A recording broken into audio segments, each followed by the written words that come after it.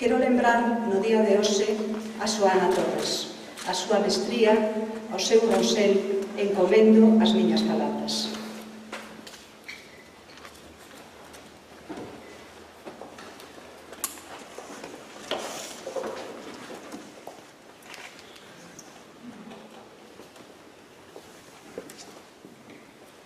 Imaginemos a seguinte escena.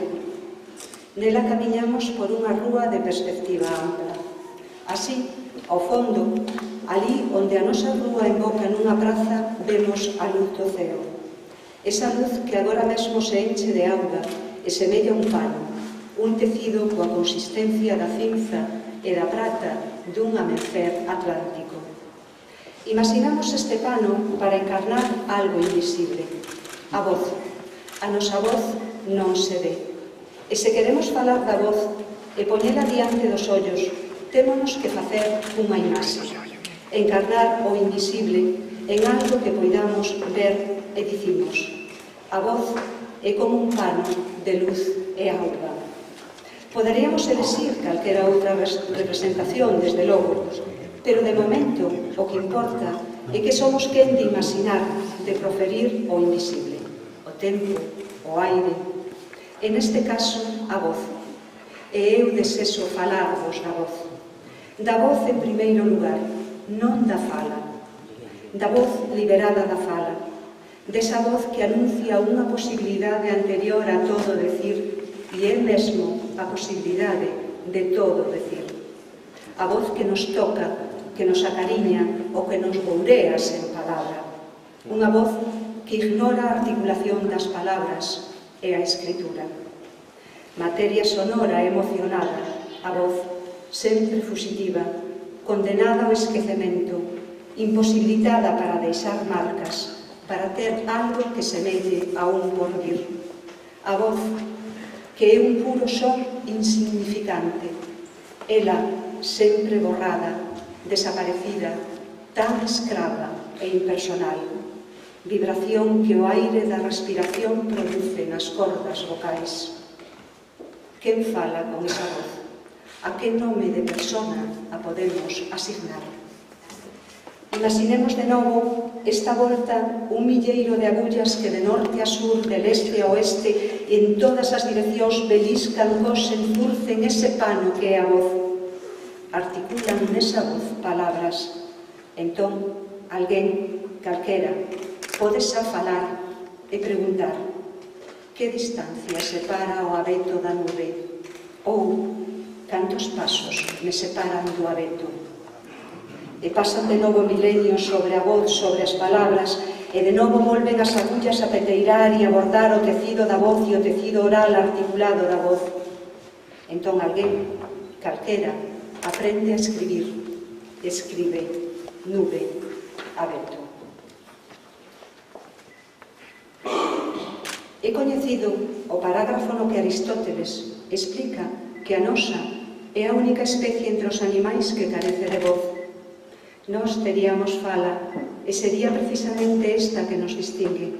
Así pois, ao abandonar a voz borraríamos o animal, abandonaríamos a voz para aprender o que é de proveito e o que non o é, o que é xusto e o que non o é, e definiríamonos como falantes. Seríamos aqueles que viven e son dotados de linguaxe, sendo a fala a nosa ética. Entón, alguén, calquera, podería preguntar: que significa para un vivente non ter voz e falar? Que significa para un vivente escribir? Os gramáticos da antigüedade excluíron a voz da gramática. Definiron a voz dos animais como confusa e reservaron o termo en grámatos para aquela que poda ser transcrita. A primeira sería analfabeta e a segunda, en consecuencia, unha voz letrada. A escisión da linguaxe en dous planos que non se deixan reducir o un ou outro atravesa todo o pensamento occidental, desde a xa citada oposición aristotélica ata a dualidade Sach-Estas en Heidegger e o amosarse e dicir en Wittgenstein. A lingüística moderna faise cargo desta doble significación como oposición entre a lingua e a fala. Jean Nancy pregúntase se a voz, se o sonoro en xeral, é un asunto do que a filosofía sexa capaz, ou se a escoita foi sustituída polo entendemento. Se o filósofo será ou non aquel ou aquela que entende todo, pero non pode escoitar, e faino así para poder filosofar. Dun lado, a mirada, a figura, a idea, a presenza, e do outro, o sonoro, o que carece de forma, aparece e esvaece na súa permanencia, chega e xa non está. Escoitar vive en relación con entender. En consecuencia, en todo entender existe a voz, esa non forma, en toda verdade vive o sonoro, o informe, ese tránsito, ese ir e volver da voz. Na voz, escoitamos o que non dito é outra cousa do dito. Quizás nunca escoitamos máis que o que non pode ser codificado e non entendemos senón o que xa codificado descodificamos. Escoitamos o amor, o desexo, a paixón, a ledicia, a pena, a coraxe. Escoitamos se cadra tan só o incomunicable, que non é nada diferente da propia comunicación. Aquilo polo que o suxeito chega e se ausenta no seu propio ir e volver e marchar. Entón, escribe Nancy, esa pel tensa sobre a súa propia caverna sonora, ese ventre que se escoita e se extravía en si mesmo a escoitar o mundo e extraviarse nel en todos os sentidos. O meu corpo, boureado polo senso de corpo, o que antano se chamaba a súa alma. Preguntámonos co filósofo, e a pregunta é xa unha pura vertixe: a voz será sonora? Sobre a voz, sobre o seu sacrificio, sobre a súa anulación, fúndase a posibilidade da linguaxe articulada e, en consecuencia, as dicotomías natureza e cultura, o que pode ser dito e o que non. Se cadra, poderíamos pensar unha humanidade que, regresando sobre si, abandonase esta figura para presentarse alcanzada pola animalidade sapiens e as súas diferencias específicas nunha dimensión na que se confundise natureza e cultura. Deste xeito, faríamonos cargo da núa vida e non abandonaríamos o animal a súa propia violencia, a súa propia indecibilidade. En palabras de Agamben, o propio da humanidade non é un indecible, un saquer que deba quedar non dito en toda frase. Non é tampouco unha nada cuxa nulidade funda a arbitrariedade e a violencia do facer social. Mais ben, o que nos é propio é a frase social mesma e a palabra humana feita transparente a si mesma. Agora ben, é a linguaxe articulada, a fala ou a escritura unha arte, unha técnica da especie sapiens, ou somos nós froito da linguaxe? Noutras palabras, que conta nun poema a vida, a biografía, o vivido ou a letra? Desde o punto de vista teolóxico, a primacía do logos indica o privilexio do significante, da letra. A orixen desvélase como traza, como pegada. No Evanxeo de San Xoán leemos que a vida xérase na palabra e queda ali inseparable e íntima. A retórica antiga transmítenos que a ratio ou a ars inveniendi, a inventio, é o acceso ao lugar, topos, da palabra para dar co argumento, tópico, acaído que nos fornecerá de razonamentos. Trataríase dunha mnemotécnica, dun conxunto de imaxes que nos aseguran o desempeño como poetas ou como oradoras. Sant Agustinho interpretará a inventio como in id venire quod queritur. O que atopamos na palabra é un desexo amoroso polo coñecemento. A tópica agustiniana foi reinterpretada polos poetas provenzais. En esta nova maneira ímonos meter, porque aquí nace a moderna poesía europea. Os primeiros trovadores non quixeron xa aprender un catálogo de tópicos. Desesaban experimentar a celebración da linguaxe como un lugar que conciben como unha trenza de amor, palabra e coñecemento. E a este acontecemento chamárono ditamen. A razón, ou ditamen, non é un suceso biográfico, nin unha vivencia lingüística. É unha zona indiferenciada entre o vivido e o poetizado, un vivir a palabra como inesgotable experiencia amorosa. Amor é o nome desa experiencia e, en consecuencia, amor é a razón de trobar por excelencia. Trobar, atopar, xirar, rodear, dar a volta a algo, ir de redor, rodar a palabra, darlle voltas. E alguén, chegados a este punto, podería preguntar: é o poema quen inventa a Beatrice ou é a dama quen escribe o poema? Haberá quen responda que un poema logrado é o que se confunde sen residuo coa vida, e haberá quen opine que na falta de relación co vivido estriba a súa excelencia. A estas dúas maneiras de discorrer sumaríamoslle unha terceira que sostén que, se ben é certo que poesía e vida diversen infinitamente sobre o plano da biografía e da psicoloxía, retornan no punto da súa recíproca desositivización e ali reencóntranse mediante unha lingua que é a lingua da poesía. Pero que lingua é esa que é propia da poesía? En que se iguala, en que se diferencia dos outros usos do idioma? A linguaxe, ben o sabedes, a linguaxe e os seus usos máis comuns, os que describen o mundo. Isto é un paraninfo. Os que son expresión do eu. Gústame moitísimo este paraninfo. E o conxunto de preposicións que pensan o mundo. Hai paraninfo e non nada. No dictame de amor experimentase a fusión entre o vivido e o poetizado e escríbese mediante palabras que, sen deixar de ser as mesmas que as dos outros usos do idioma e atravesándoas, difiren delas en canto que establecen as do poema. A esta lingua, que é e non é a mesma que a dos usos máis comuns, chamareille lingua do poema. Unha lingua que en realidade é unha pobreza, a de que, encarecendo de palabras, sabe que elas son a vida e promete ir por elas.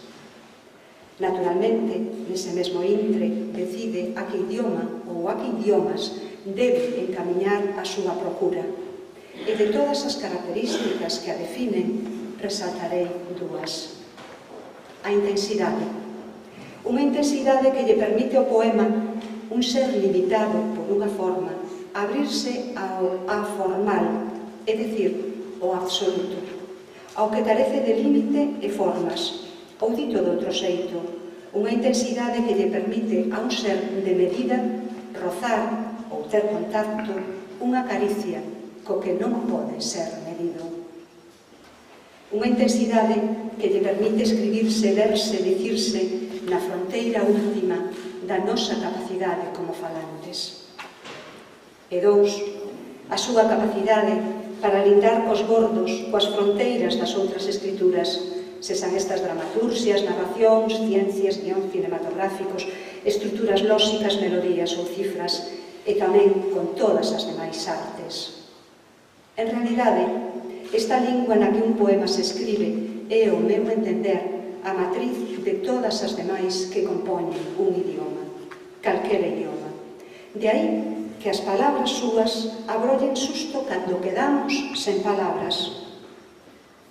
Todos e todas coñecemos esa sensación de non ter, de carecer de palabras, de quedar mudos, de quedármonos sen palabras. O poema comeza aí, na mudez que borra toda a capacidade articulada da voz. Nese intre, volvemos ter a nosa disposición a voz, aquela que se borrou e se articulou, e podemos exclamar, admirar ou berrar de pánico e de placer. Aí, cando perdemos pé, comeza a escritura, esa lingua que é a do poema. Fácil é comprender que, en consecuencia, as palabras que son as súas quedan fora de suízo, Non se interprete que non podan ser examinadas pola crítica ou pola teoría. Fora de suizo significa neste contexto que padecen o encantamento que levou a Ero de Armenteira a non sentir o pasar dos 500 anos nos que escoitou e só escoitou o cantar da pasariña.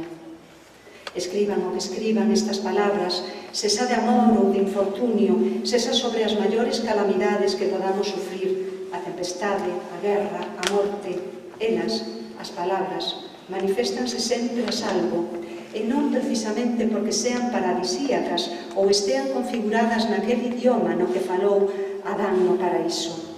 Son babélicas e salvas, esquecidas de sí, salvas no seu propio esquecemento. Inmemoriais, todo pode ser. A existencia desta lingua do poema é o que acotía ou crea unha confusión de redor da poesía que non se produce a respecto de outros textos científicos e ou humanísticos. Esquecemos que os idiomas se falan de xeitos moi diversos e que cada unha destas maneiras conta cas súas propias regras. Falar, escribir, nunha delas é coñecer esas regras. De aí a comparación co xogo. Nun determinado xogo de linguaxe, se non se coñecen as regras, quedas fora. En xeral, e moi particularmente ao respecto da poesía, todo isto ignórase e vívese na crenza de que, dado que sabemos falar e sabemos escribir, a poesía debe ser de comprensión doada e inmediata. Os lectores, as lectoras, en moitas ocasións vense rexeitados polo poema ou atopárense un texto para eles e para elas indescifrable. Ninguén lles advertiu de que o poema é un idioma con unha antigüidade de milenios, un idioma que vive dentro dos idiomas e que ten por honra escribir sempre o mesmo sen repetirse xamais nunha sorte de eterno retorno interpretado por Deleuze. Ninguén se tomou a molestia de indicarles que o poema é moi anterior á moderna institución que chamamos literatura ou campo literario e que durante milenios a súa vida transcorreu fora desa disciplina. Tería que forzarme para facer miña a idea de que a poesía é o obxectivo da especie, pero sei de certo que o que chamamos a voz da musa é, en realidade, o ditado da lingua. A lingua non é un instrumento do poema. O poema é un dos medios que un idioma usa para sobrevivir. Un idioma vive a través dos poetas. A miúdo o poema leva a escritura do poeta máis alá do que il ou ela puderan sospeitar. Ese é o intre no que o futuro invade o presente.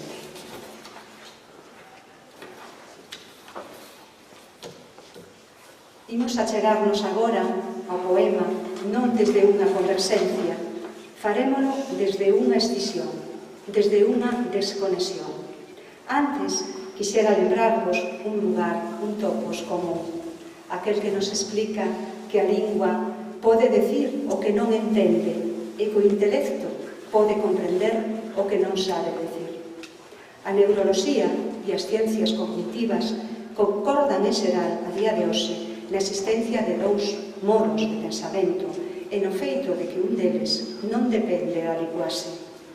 Sostemos que na enunciación poética as cousas ocurren do seguinte modo. O movimento da lingua, da música, da disciplina, da medida en dirección ao senso está percorrido por un contracanto que vai da cadea conceptual da significación da invención lóxica ata a palabra, sen que ningunha das dúas bandas cumpra o trasecto enteiro ou acoube a unha na outra. A este quiasmo chamaremoslle poesía. En el, como en todo cruce, pode producirse unha catástrofe. Ese pequeno ourizo que trata de cruzar unha autoestrada de 5 carrís en ambas e dúas direccións, perigosas, sí, para o poema, as autoestradas da música e as autoestradas da invención filosófica. Sostemos que un poema sería ese lugar da lingua no que a melodía e o concepto amosan a imposibilidade de coincidir. O poema sería o lugar onde a inteligencia se escurece nos nomes e os nomes xogan a esconderse na intelixencia. Unha catástrofe recíproca dos extremos ou bordos da linguaxe, o seu ser melódico e o seu ser pensante. O poema é aquel vivente que establece, ou mellor, inalizérzase na consunción dunha imposibilidade, un obxecto cuxa perfección só é posible gracias á súa imperfección. Un lóstrego negro, como escribiu Pondal, ou o leite negro da alba, como escribiu Paul Celan. Lembrolles a tan coñecida definición de Valery: un poema é a vacilación prolongada entre son e sentido. E isto acontece porque no mar das irtes ou fronteiras derradeiras do idioma outra cousa non pasa que o seu desexo de mudar en música liberada de toda significación ou de ser un puro pensamento do seu propio pensar, unha cifra, unha matemática.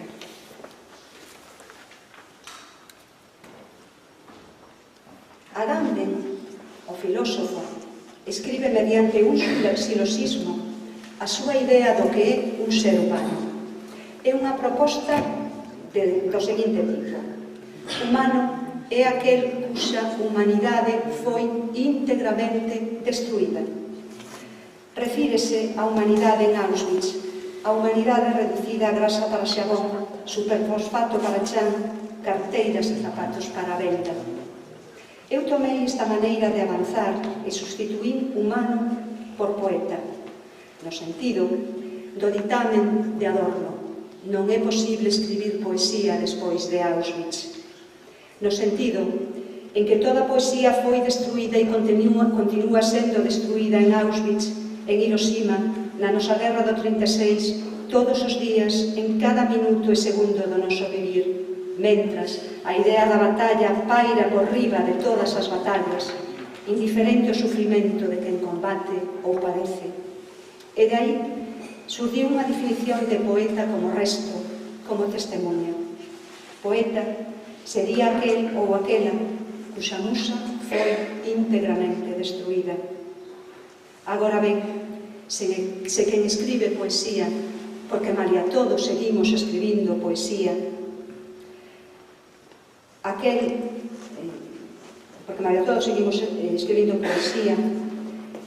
a musa non foi nunca íntegramente destruída.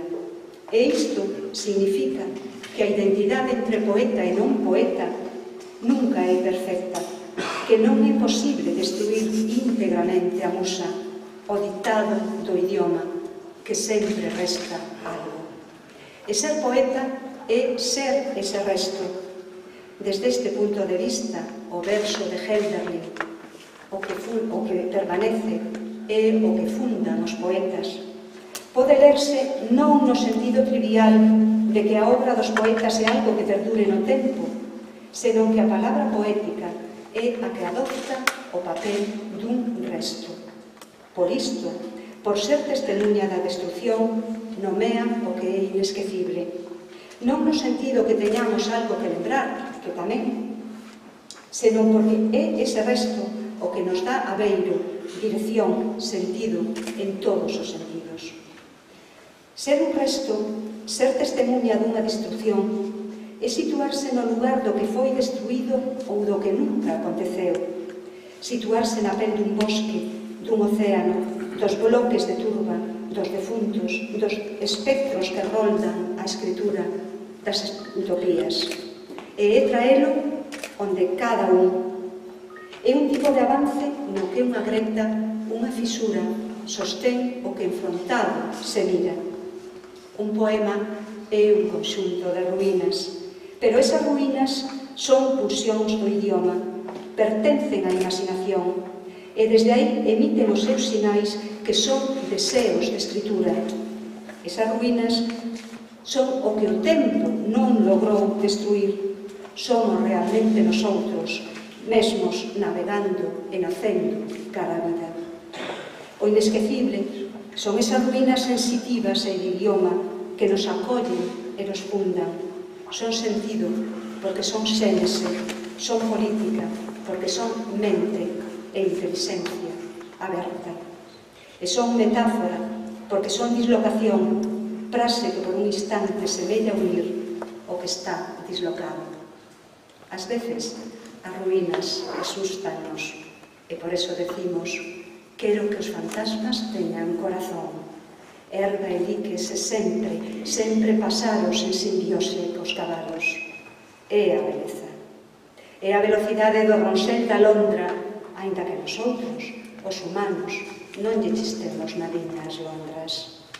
O poema é unha fisura inteligente, é un amor que persuade ao tempo para existir, un tempo que se implanta no lindeiro primosérito. Aion é unha meniña que tira os dados beira do mar. É un placer citar a Heráclito e trocarlle o xénero. Amigas, amigos, internarémonos finalmente no pensamento do sublime. O pensamento do sublime é ser odio. Naudo no seo das escolas helenísticas, moi contaminado pola latinidade e mesmo polo discorrer xudaico e cristián. Hizos designa desde a primeira diáspora en solo grego ao Deus da Biblia, ao moi alto. Conforma unha tradición menor que dá conta mesmo dun esgotamento da beleza clásica, en tanto pensamento do exceso, do desbordado, do alén do fermoso. Ninguén daría por mala unha definición que enunciase que o sublime é a presentación do impresenciable, se cadra matizada por Lyotard como a presentación do feito de que hai algo impresentable ou que non todo, a totalidade, se presenta. É isto que comprendemos cando Aristóteles, no capítulo 4 da Poética, a propósito da poesía, define a técnica, é dicir, a mímese, como representación, como presenza, como lograr un presente. A técnica é a produción, poiese, do saber. Este saber aparece a través da mímese na medida na que é facultad de lograr un presente en xeral e non como facultad de reproducción, de reduplicación e menos aínda a facultade de copiar ou de revedar algo. A mímese é a facultad de lograr a presenza do que sen ela permanecería encriptado. Este saber resiste en Longino como posto á interpretación platónica da mímese. A técnica, a arte, a mímese, é aquel don dado pola natureza ao ser para aparecer, para facerse ela mesma presente. Longino concíbenos como seres metaónticos, concibe a fise como un ser e sostén que os nosos pensamentos sobrepasan os bordos do que os arrodea. Segundo ir, é nisto no que recoñecemos a razón pola que somos nados, precisamente o aparecer. Natal é todo que estando destinado a permanecer no seu segredo sae a luz. Con Hölderlin aprendemos o risco que supón esta chegada ao mundo do que está determinado a permanecer no seu segredo. Nada, escribe Hölderlin, é máis difícil que o libre uso do Natal. O sublime sería a presentación da liberdade, sendo ilimitado o seu asunto. O sublime é o que se ergue ao bordo do límite do esquema, da figura, da forma, da presenza, do fenómeno, do aparecer. Non ten comenzo nin remata nunca, non é dialéctico, é un corte, unha cesura, unha grita. Non é un número, é un xesto do infinito, o xesto polo que toda forma finita se ergue na ausencia de forma, é o xesto da figuración, previo á figuración, unha presentación sen presentación, un desbordamento do límite, o seu desafogo. A súa lógica é a de ser no límite da imaginación, da mímese. Sublime é que a linguaxe articulada exista, que se erga un poema, o ilimitado da fermosura dun idioma, o incomparable dese idioma, que a grandeza dun idioma exista, que exista un borde erguéndose, unha multiplicidade presentándose como figura, como poema. O sublime é cesura, un esvaecemento do idioma no ilimitado, a emoción dunha fala escritura no límite. E entón, a linguaxe articulada, que é o consulto de todas as proposicións faladas posibles ou por escribir, sen que a súa totalidade se configure pola adición destas proposicións, senón máis ben pola súa unicidade, e que, como toda técnica ou arte ou mímese disposta pola naturaleza na especie sapiens, é limitada e infinita, ama ou é amada polo sopro, tamén chamado halo ou aura ou baleiro ou neutro ou pura temporalidade. Aion, que ser refractario a presenza e carece de atributos. Aí, a escritura dun idioma coñece o seu límite, sábeo, experimentao, mediante a imaginación que é a facultade da mímese ou arte. E nese límite, baixo límite, abrolla ou podería un poema que é figura alzado, trazado e tamén infinito e excelencia, intelequia, e que o contacto co hálito, o aion, queda exposto ao que carece de límites, de forma, de palabra, de cor ou de son. Experimentar ese amor. Esta fermosura do poema sería a dun obxecto, a dun vivente que, producido pola mímese, e sendo xa que logo un eidos, unha figura, estaría aberto ao que carece de presenza. Sería a dun artefacto autodeterminado que, sendo infinito e limitado, se expón ao que carece de límites, un infinito aberto a un ilimitado. Volve unha e outra vez. Na súa diferencia, compón, executa o seu propio modelo cada vez, volvendo incesante, trovando a súa razón, o seu ditame. Un oxímoron, un paradoxo perfecto. Un infinito exposto, aberto, a meniña que tira os dados, beira do mare. Excelentísimas, excelentísimos, teño a sorte de ocupar a cadeira na que sentaron Fernández Ferreiro, o que me une á ribeira do Miño, a terra do meu pai, Francisco de Riego, que soubo abrir as portas desta academia aos galegos, ás galegas e ao mundo. Florentino Cuevillas, tan presente nesta cidade e na memoria dos seus habitantes, e Carrea Alao, un dos fundadores desta institución e editor exemplar. Confésolles que desde que souben que o paraninfo do Instituto Otero Pedrallo acollería este acto, en min baten as voces de tres amigas as que moito quisen e que lamentablemente xa non están entre nós. A da miña inesquecible Belén Feliu, a da ben querida Begoña de Sá e a desa perfección e beleza que foi Sabela Rodríguez Oxea, as tres profesoras que foron deste claustro. As súas únese a dun dos meus profesores neste centro. Non podo gabarme de ter sido unha boa estudiante. Con todo, hai leccións que se gravan para sempre a fogo no corazón e na lembranza. Agradezo hoxe ao académico Xesús Ferro Couselo que nunha mañá moi fría e moi afastada no tempo se mantivese na súa palabra diante da policía, insistindo en que eu me encontraba na súa aula naquela mañá. Se ben eu non espallara no adro deste edificio panfletos da Unión do Pobo Galego, da UPEDA, si fora encargada de vixiar para que esta acción pudese ser levada a cabo. Evidentemente, este labor non se realizou dentro da súa aula. Isto, alén de solidaridade, é ensinar filosofía. O meu agradecemento para Xosé Luís Méndez Ferrín, que me confirmou aquí, nesta nosa cidade natal, en unha tarde de 1986, en un acto que enviamos contra a entrada do Estado na OTAN, a miña vocación de aspirante a poeta.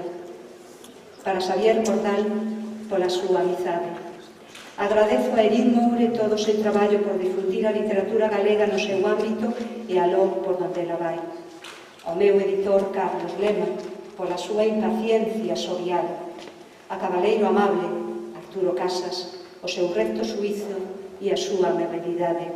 A Iris Cochón, sempre.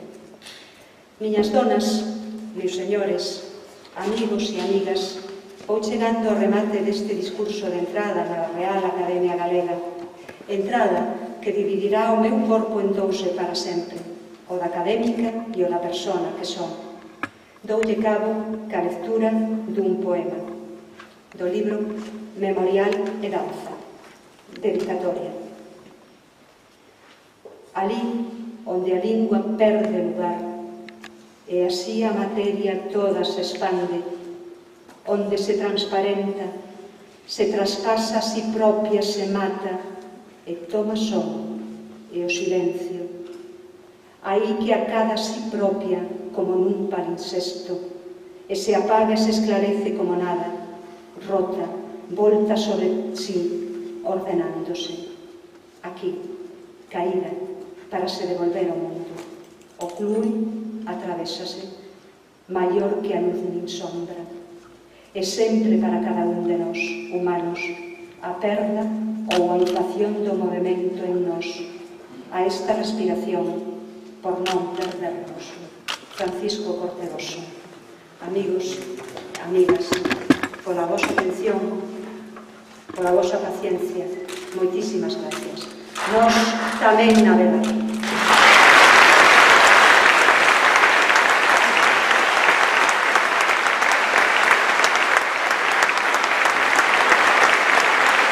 Excelentísimo señor presidente da Academia Galega, compañeiras e compañeiros de corporación, señoras e señores, amigas e amigos. Quero que as miñas primeiras palabras sexan de agradecemento á Academia por designarme para apadriñar a entrada nesta institución dunha das figuras máis innovadoras e de maior posición internacional da poesía galega contemporánea.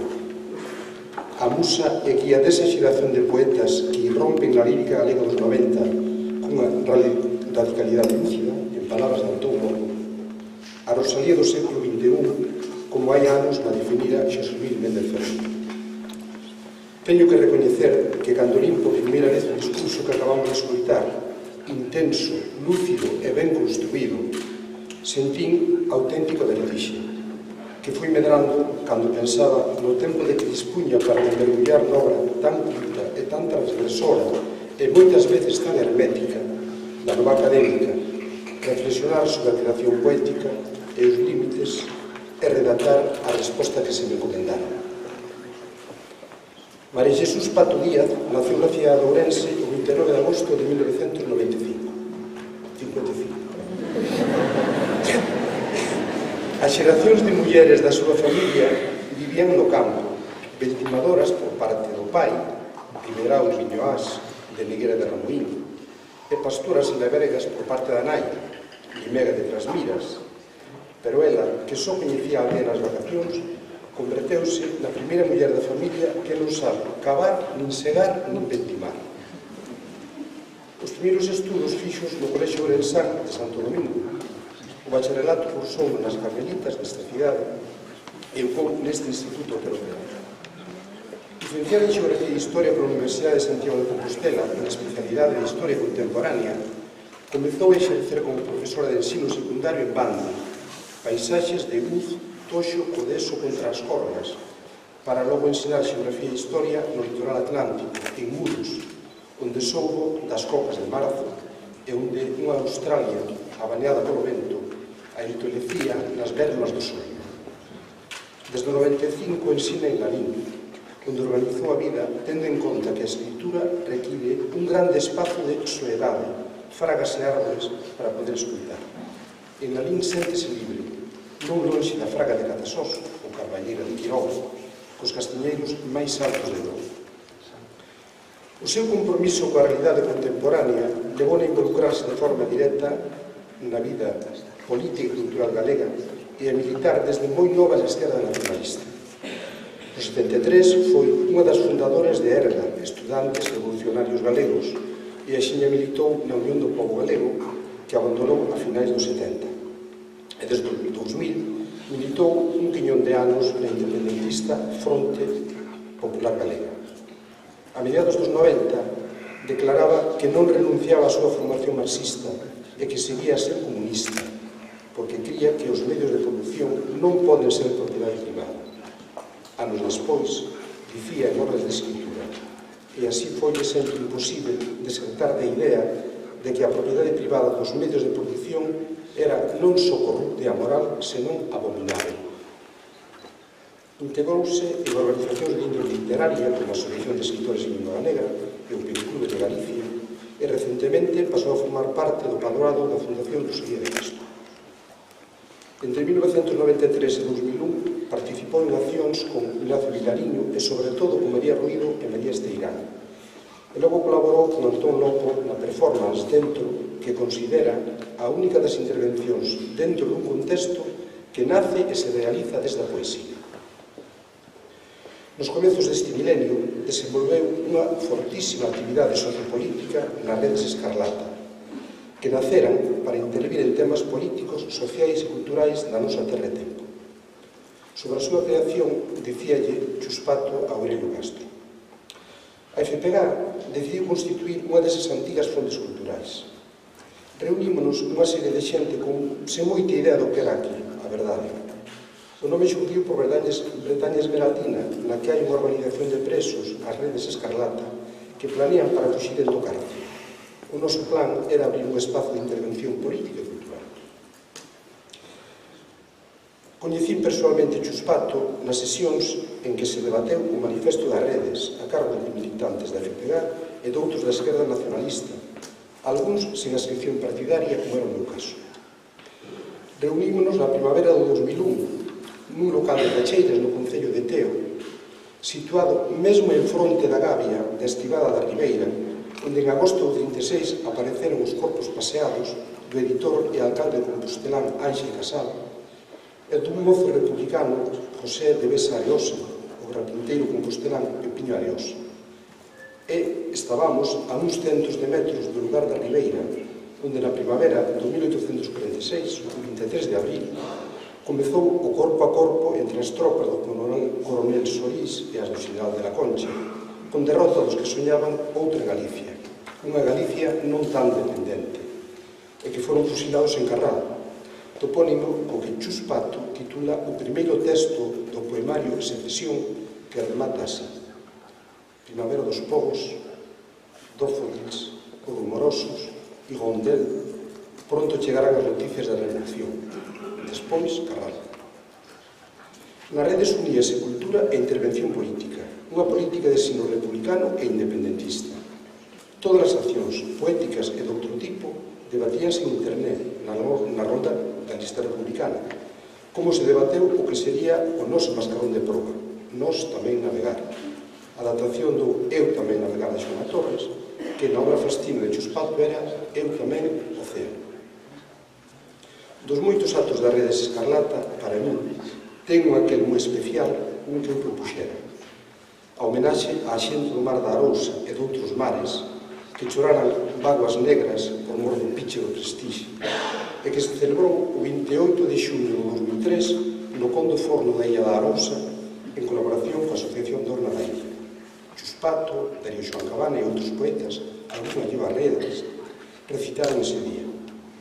O pano de fondo do recital era o mar da Arousa, mas entre o mar e as persoas que recitaban colocáronse pancartas de enorme formato que os irmáns ourensales Xoán Carlos e Xosé Luis de Dios pitaran para as manifestacións das redes contra o Prestige e contra a guerra de Irak.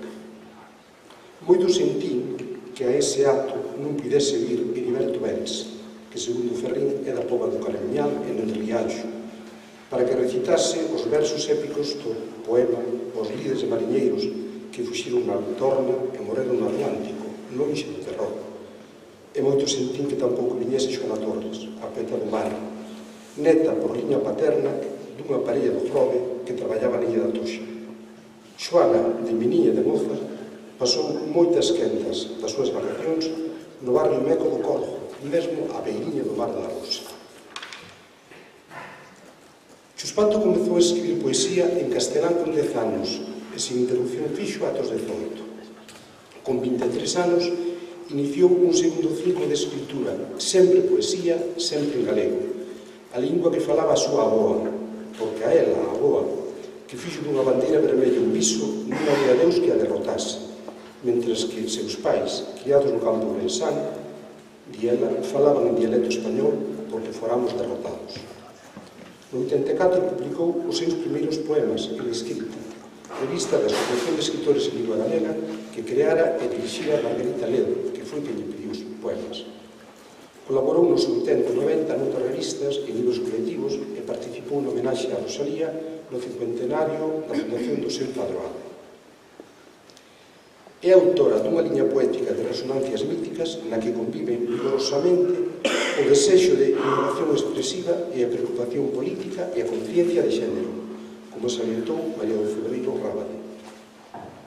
Considera, Chuspato, que non pertence a ninguna xeración poética, porque non compartiu nada vital nin poético a súa xeración biolóxica, aos 80. En todo caso, se cadra, di ela, algo con poetas dese tempo que non foron centrais para ese tipo de poesía, como Lois Pereiro ou Antón Reixa.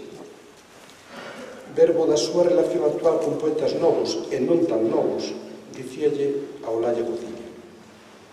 Teño amigos como Xavier Cordal, Antón Lopo, as poetas dos 90, pero agora síntome partícipe dun grupo de alguna forma. Estou moi contenta. Adoro a poesía que fai Franco Ortegoso, vamos, rematou con poema de Ortegoso. É unha influencia de primeiro orden no que estou escribindo. E a de Oriana Méndez, Gonzalo Hermo, recoñecía que Ferrín é o seu mestre, a quen se sente moi vencellada, porque lle ensinou que se pode facer a poesía universal en galego, abrirnos un mundo, e ademais, di ela, ensinoume o valor de ser leal, que non é nada fácil. Autoeditou o seu primeiro poemario, Urania, que é no esencial un réquiem que escribiu despois da morte do pai, e que lle prologou Heriberto Eres. Esta obra eran retallos de sintaxe a abrasar no deserto chamados Urania, como indicou Xavier Cordal no Limiar de Loísa. Hermética e abrasiva é, segundo Anxo Angueira, a poesía desta segunda entrega, onde a procura máis tangible e de algún xeito fundacional desta obra é a súa condición de muller desde a que denuncia e desde a que combate. O seu terceiro poemario, Fascinio, que asinou xa co hipocorístico Chus, representa a afirmación da súa poética. Arturo Casas, excelente coñecedor da súa obra, considerou que a autora, en Fascinio, profunda e de crúa ofrecida en Urania e Loísa, o que os lectores se toparán en dous libros aparecidos xa a finais do 96, igual que Fascinio, tamén de forte cargo confesional, A Ponte das Pontras e Nínive, ata o punto de que as extremas entre os tres non é doado que fiquen demasiado despexadas na memoria lectora. Descubrín a poesía de Chuspato con Fascinio. Non sei se foi a impactante e moi provocadora coberta de María Ruido, o que me chegou a ele. Andaba eu a procura de textos con salitre e dei unha autora ourensá que xa nos primeiros versos mostraba que o mar tamén ten mulleres, que homenaxeaba os mares poéticos de Avilés de Taramancos e de Manuel Antonio, e que o ramo do poemario era un brevísimo texto, As cocas de marzo dos equinoccios, que é como cocas, como denominan en Muros, as grandes mareas vivas de marzo e setembro. Algúns destes poemas escribimos ou pensounos cando era profesora nesa filosofía mariñeira. Con Emetalá iniciou a pentaloxía poética que en principio denominou método. Moitas novidades presentaba esta obra con confusión de xéneros literarios e clara abertura á prosa. Tiña un título enigmático, unha das palabras que Mallarmé situaría nos bordos da linguaxe. Anos despois, desveloulle a Daniel Salgado a significación. É un título mnemónico, composto da inicial de Manuel Couteiriño e de Talá, un alcume que el me puxo. Remíteme, ademais, a obra de Marguerite Duras. Nesa obra aboríanse as xerarquías na orde de lectura, pois a dedicatoria do libro Aires Colchón e a Rede Escarlata ían no medio medio, e moitas das dedicatorias dos poemas ían no final de cada texto. A existencia de cartas, relatos, manifestos, diarios, diálogos, ensaios, reportaxes, alocucións, paráfrases, converteu-no en un libro de difícil catalogacións. Para uns era un ensaio, para outros unha obra dramática, para moitos un número de poema. Creo que Emetalá representa na poesía contemporánea galega un fito como de Garra Castro, Manuel Antonio e con Pólvere Magnolias de Ferrer. O cambio máis significativo nos contidos desta obra era a posición da autora sobre o discurso feminista que caracterizara boa parte da súa poesía anterior. Agora, baseándose nas propostas posfeministas de Donna Haraway, critica duramente a concepción esencialista do sistema sexo-xénero. Despois de Talá publicou Charenton, dedicado a Heriberto Benz. Na vila francesa de Charenton, no distrito de Val-de-Marne, está o psiquiátrico onde morreu o Marqués de Sade e onde aínda está internado Heriberto Benz, que estes días vai esgotando a súa vida desafortunada, segundo contaba Ferrín hai unhas semanas nun artigo xornalístico. Nesta obra, Chuspato ensaia novas formas de poesía civil afastadas dos patróns socialrealistas e segue moi de preto Marat Sade de Peter Faes. O terceiro poemario da pentaloxía, Ordas de Escritura, recibiu o premio da Crítica Española de Poesía en Galego e de novo a Rosada Diega de Creación Literaria, que xa gañara con Nínive.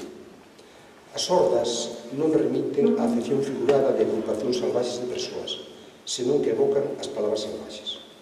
Para Mario Regueira, esta obra pode cualificarse de epopea postsoviética, un intento de redefinir a colectividade dentro dunhas novas coordenadas antiimperialistas.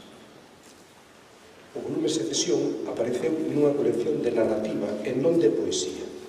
Contén textos heteroxéneos como crónicas biográficas ou reflexións sobre a lingua, a literatura, a poesía e os poetas.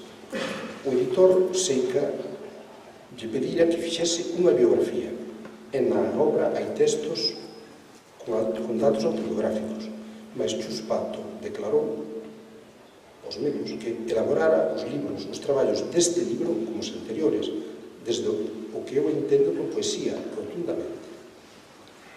Despois de publicar a antoloxía sonora da súa obra Nacer é unha república de árbores, puxolle o ramo á pentaloxía con Carne de Leviatán. Premio Irmandade do Libro 2014 como mellor autora do ano. Os seus poemas apareceron en antoloxías editadas en Galicia e fora. Os seus libros traducíronse total ou parcialmente ao español e ao inglés fundamentalmente, pero tamén ao portugués, catalán, éuscaro, francés, italiano, búlgaro, serbio, polaco, alemán, árabe clásico e ruso. As versións inglesas son da autoría da poeta Erin Moore e abaranguen todos os libros da pentaloxía. Chuspato leva un buquiñón de anos recitando en Galicia en actos organizados por diversos colectivos e institucións, pero tamén en festivais no Estado español e internacionais. E desde o 29 de setembro de 2015, textos de Secesión, lidos na súa propia voz, son os primeiros en galego dos fondos sonoros da Universidade de Harvard, onde está a voz poética de grandes figuras das letras universais como Edward Pound, Hélio, Cyrus Rimney, Borges, Elizabeth Bishop, Jean Kerouac ou Derek Walcott.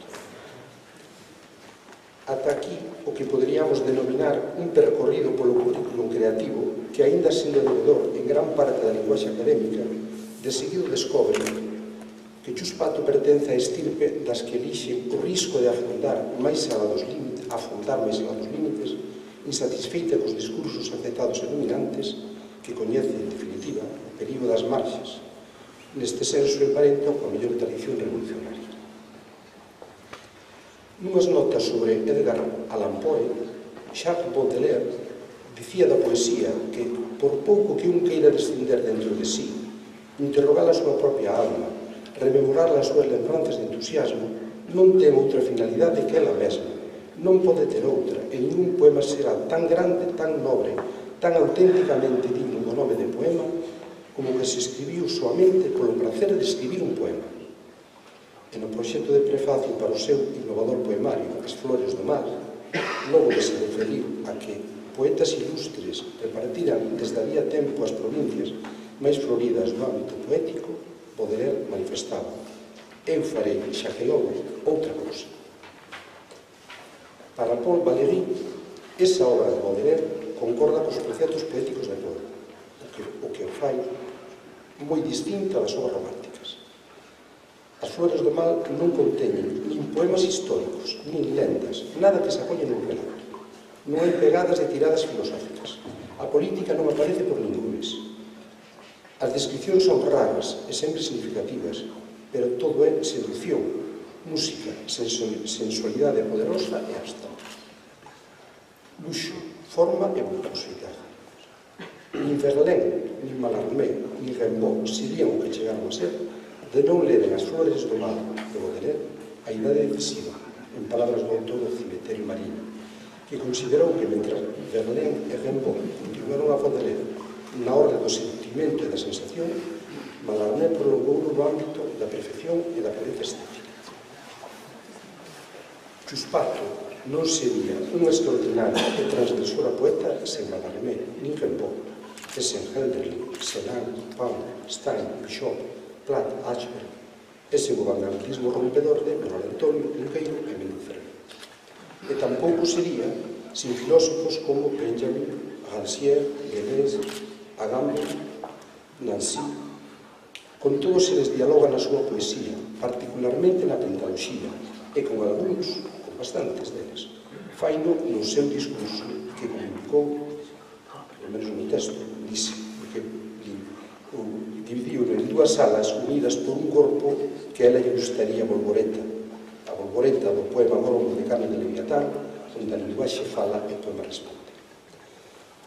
Vou me referir únicamente a reflexións da ala dereita da Bolboreta, unha parte do poema, do discurso.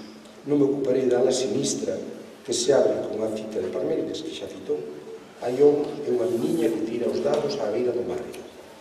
Con presenza do deus grego que simboliza o tempo eterno e a prosperidade, sen comezo e final, fronte a Cronos, o tempo empírico dividido en pasado, presente e futuro. É o Aión de Carmen de Leviatán, cando Chus escribe: xogar, xogar, a figuras celestes e abismos, batallar, en Aión eternidade, eternidade. Nesa ala dereita da Bolboreta reflexiona Chus Pato sobre as consecuencias da maior ruptura ontolóxica que se produciu no mundo occidental no derradeiro terzo do século XIX, na que se cuestionou a definición grega do home como animal de linguaxe. O pacto de confianza que se establecera entre a palabra e o mundo rómpeno as filosofías estéticas que negan a correspondencia entre o discurso humano e a realidade. Non é doado sabermos as causas da ruptura que se produce entre a palabra e o mundo, pero pode considerarse unha revolución que define a modernidade. Nesa crise da palabra ten un especial protagonismo a cultura literaria con a separación que fai Mallarmé entre a linguaxe e a referencia externa e polo postulado revolucionario que fai Rimbaud da primeira persoa do singular. Je et un outro. Eu e un outro. Que en Chuspato será eu é unha Greta, pero eu non fala, eu é un incorpóreo da materia. O discurso da nova académica, que é reflexión sobre a fecunda relación histórica entre linguaxe, poesía e filosofía, ten a fasquía dun prólogo para a comprensión de textos poéticos en diferentes épocas, entre eles a propia Chuspato. As reflexións que fai poden proxectar luz sobre a súa propia poética e ser a porta de acceso a unha nova espiral problemática.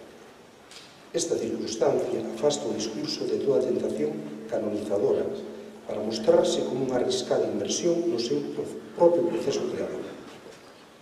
Estamos ante un texto que orienta para unha lectura da poeta e de calquera poema que se xestara nas marxes indecisas da linguaxe, na procura dunha palabra capaz de dicir. O paradoxal do discurso é que, situando os lectores no abismo das marxes e dos límites da creación poética, Chuspato non ten outro procedimento comunicativo que a racionalidade e a reflexión filosófica e verbal. Paradoxos frecuentes no camiño de diálogo ancestral sobre a creación poética. Sócrates desconfiaba dos libros, porque cría que a escritura atrofiaba a autonomía e o uso da memoria. Pero Platón sí cría nos libros, en a escritura, de aí que inmortalizase e preservase o pensamento do seu mestre Sócrates. Paradoxal é a expulsión dos poetas da cidade por parte de Platón a que se fai referencia no discurso de Chuspato. O filósofo grego alegaba dos poetas non seren útiles para a educación e o coñecemento por basearse na inspiración e non na razón, pero durante séculos, poetas e filósofos mitificaron Platón, que iniciou esta histórica interrogación tan ambiciosa como problemática arredor da palabra poética, unha historia inacabada que hoxe pousa nas páxinas do discurso de Chus Pato para conformarse como selectiva memoria. O tema da relación da poesía co pensamento e coa linguaxe agromou sempre momentos de crise e de procura de novos modelos e de novas formas de convivencia social. Unha reflexión que conectou en todas as épocas e contextos contra a barbarie do mundo e as certezas, propiciando un lector de encrucilladas, como ocorreu no humanismo renacentista, no romanticismo con Schlegel, Herder e Huguet, en a primeira metade do século XX, con Rilke, Kafka, Benjamin, Adorno ou Serrano. No discurso de Chus Pato nótase o alento vivificador de todas estas reflexións históricas, malia que se centra en propostas e conceptos de Nancy ou Agamben, que contestan e combaten a levandita tradición filosófica. Estes filósofos, en diálogo con Blanchot, Expósito ou Derrida, a partir da súa concepción da linguaxe como espazo desposuído, revisan conceptos como comunidade, poesía ou mito e recuperan o tema da lingua e do misterio, un tanto esquecidos desde Nietzsche e Heidegger. Fago referencia aos alicerces da filosofía que inspira este discurso, porque os novos conceptos que difunden son a clave poética de Chus Pato e de moitos poetas actuais. No comezo do discurso, como xa escutaron, invócase a noción de voz, seguindo a renovación deste concepto por Jean-Luc Nancy. Esta voz, non dita ni invisible na linguaxe articulada, quedaría oculta pola fala, que caracteriza a racionalidade. A fala, letrada e codificada, actuaría do mesmo xeito que a culturización que alegaba Antonin Artaud e que enmascaraba os sentimentos primarios como comentario. Antes de Nancy, o enseísta mexicano Gabriel Said, ao tratar a voz poética, consideraba que o verso é paralelo con voz, aínda que sexa a inaudible de ler vocalizando levemente, pois que os versos se presentan ao poeta con voz. É unha voz que ninguén máis coñece. A voz, ese sentimento oculto na fala e na linguaxe, é unha peza clave da auténtica creación poética. Esa voz, a fala e a escritura do poema están moi presentes en textos de toda a pentoloxía da nova académica. Na epígrafe seguinte ao seu discurso, Escritura e biografía, a lingua do poema, guíase polo filósofo italiano Giorgio Agamben, que trata os xermolos do cambio de concepción para o invento de Agostinho Hipona, que xa escoitaron. Na súa reflexión sobre a linguaxe poética, Chus Pato analizou un elemento fundamental como a metáfora, tendo en conta que esta, na súa esencia, entra no xogo das identidades e das analogías entre palabra e realidade. O filósofo alemán Gadamer, discípulo de Heidegger, dixera que a palabra poética é a palabra absolutamente nova, a palabra nunca dita. É como un novo nacemento da linguaxe, de modo que falar da metáfora como un procedimento da arte de escritura resulta inaxeitado. En realidade, a metáfora, di Gadamer, non é máis que un procedimento de retórica. Na poesía de Chus Pato hai unha forte crítica á metáfora desde un punto de vista feminista psicanalítico, que opoñía a metáfora idealista, esencialista, que remataría en todo momento tendo como referente o pai, a metonimia materialista, aberta, baseada en un principio de continuidade moito máis accesible. Ven aquí un breve texto de Micalá sobre a metáfora patriarcal. Metáfora nun sentido anterior á evolución lírica moderna. Sustituir finalmente unha linguaxe degradada por outra pretendidamente universal. A metáfora son os campos de cereal, o rato de Perséfone, o descenso aos ínferos, a violación, o matricidio. Metáfora, monarquía. Despois de ocuparse do poema como afirmación, onde, entre outros aspectos, se define a expulsión dos poetas da cidade en Platón e a tendencia a modelo poema no mítico discurso de Celan o Meridiano, remata o relativo á ala dereita da Vaporeta coa epígrafe o poema como resto ruína para o que parte da proposta de Agamben xa dita humano e aquel cuxa humanidade foi integralmente destruída, en referencia á humanidade destruída en Auschwitz, a reducida a graxa para xabón, superfosfato para o chan, carteles e zapatos para a venda. En ordas de escritura, dicía que todo o que escribe ela son entullos dunha poética literalmente arrasada, sinais dunha musa sen atributos, do que ni siquiera ten nostalgia. A este tema, os entullos, as ruínas, dedicoulle o capítulo final do poemario Secesión, que titulou así, Ruínas. Señor Presidente, compañeras e compañeiros da Real Academia Galega, hoxe ingresa na nosa institución unha persoa que desde moi nova se entregou á causa de Galicia e da súa lingua e a facer poesía universal en galego e desde a problemática sociopolítica das xentes de Galicia. Unha poesía ben un pouco hermética, cando afirma casi como unha ladaína en moitos textos que a súa lingua é o conflito lingüístico, ou cando escribe un texto como este. A destrucción en Galicia non atinxo nin orgánico, por iso non podemos dicir que teñamos ruínas. A destrucción en Galicia correspóndese coa desarticulación do tecido social e con parámetros morais. Por iso non podemos soster que teñamos ruínas. As ruínas lingüísticas, as ruínas de unidades productivas e mentais non son abarcables. Noutros países a destrucción habrá tamén un orgánico, bombardeos. Benvida, Chuspato, á Casa da Palabra. Remato, parafraseando a dedicatoria que a nova académica me fixo dos seus poemas no libro Xuro que nunca volverei pasar fame, Poesía Escarlata, libro que ela coordinara e que o dedicou o día da presentación da obra, o 15 de maio de 2003, na Facultade de Filoloxía de Compostela. Fora o primeiro gran acto poético da Rede Escarlata. Chus, polas dornas, polas túas dornas de dous carballos. Revolución, sempre, dixe.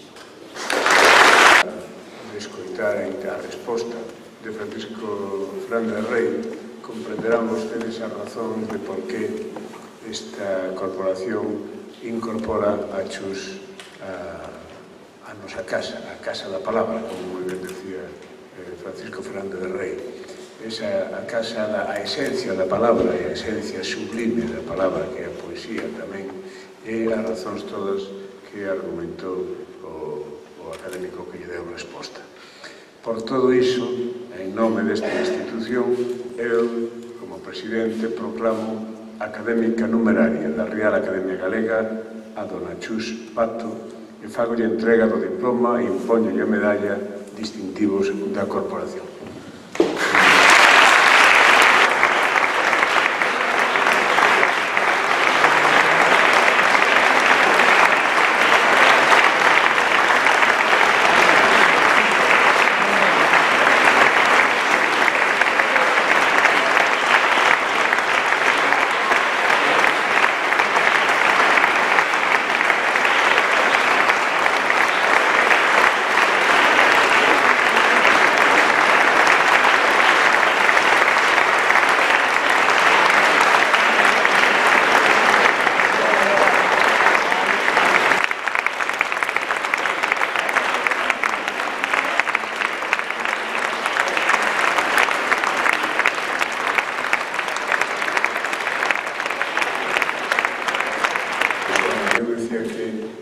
É triste despedir a unha amiga e unha compañera, ainda que unha poeta nunca se despide de todo e un escritor nunca se despide de todo, sempre está vivo a través dos seus versos, e a través da influencia e da presencia que no caso de Xoana teníamos en versos na sociedade galega lectora e nas novas xeracións, moi fundamentalmente.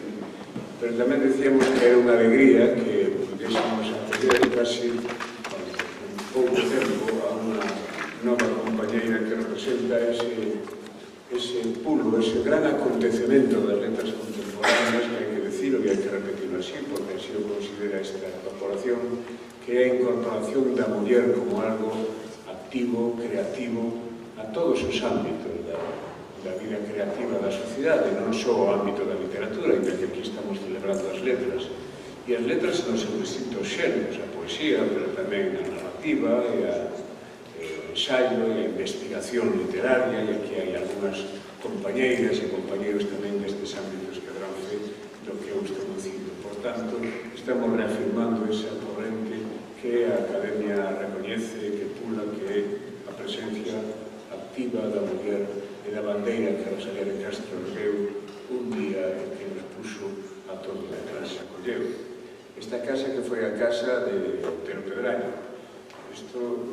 Este edificio levantouse no ano 1896, pero 2 anos despois estaba don Ramón entrando con 10 aniños, que era como se entraba antes nos institutos, pois con 10 anos entraba don Ramón Otero Pedraño, e nos seus textos, nos seus libros dos amigos, nesa fotobiografía estupenda que elaborou no seu momento Alfonso Monsardín, que tamén nos acompaña, e Patricia Gachachero, que non sei se andará por aquí, dixo que ia vir, pois falan de como da lembranza que tiña Otero Pedraño desta casa e dos seus mestres. Estou falando daquel Marcelo Macías, por exemplo, que é o profesor de retórica e de poesía, que está tamén recollido no libro dos amigos, de Eduardo Moreno, que lle explicou os camiños que introduciu prácticamente os camiños da xeografía, ou Salvador Padilla, profesor de latín e de literatura de Castelán, que son os que él cita así máis apaixonadamente.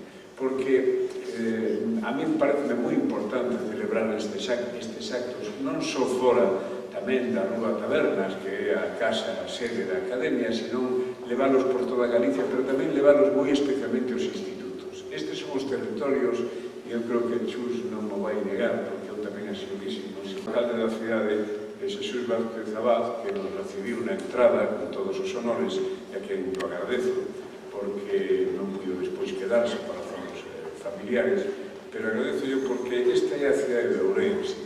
E a cidade de Ourense significa moito, a cidade e a provincia de Ourense significa moito na nosa literatura.